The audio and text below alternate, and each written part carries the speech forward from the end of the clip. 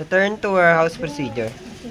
First step is ng pag-pull out sa warehouse ng ibang store or branch is pupunta po tayo sa inventory report on hand. Next po, pupunta po tayo sa stock inventory all branch para makita kung sino-sinong branch yung pagkukunan natin ng item. For example, Polo Navy Blue large 19 large, then select and preview. Next, select OK. Makikita po natin yung mga lugar kung saan po may stock nung item.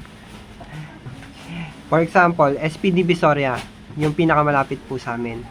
Then, mag-i-inquire po tayo through chat or calls. Mag-i-inquire po tayo sa mismong store kung anong size and color po na item na need natin po.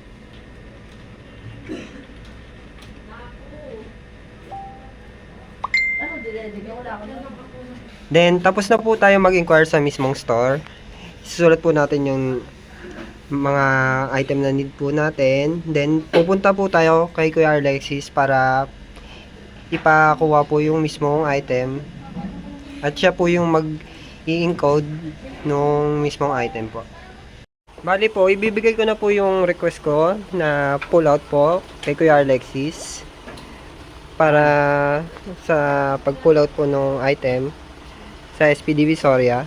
Siya po yung magre-receive.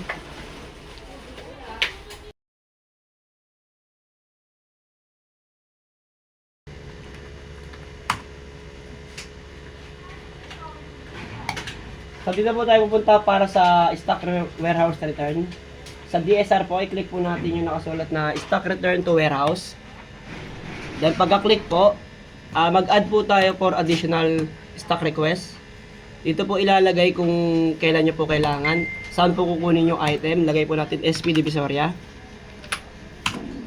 Dito po, warehouse Roman. Okay na po yan. I-remarks po natin kung para kanino po i-care off.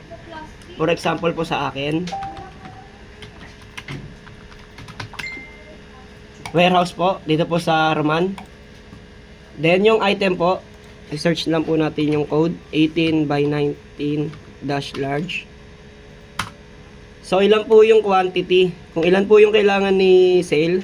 For example po isa, i-save po natin. Tapos yung verify po, dito po yung special order.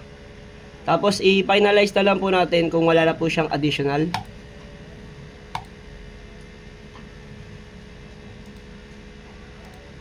Dito po kung kailan po needed. For example po, 08/26/2025. Finalize na po natin. Pagkapunta po sa click po ulit natin to. Then print na po. Ito po yung lalabas niya kung ilan po yung item. SR number. I-print na po natin.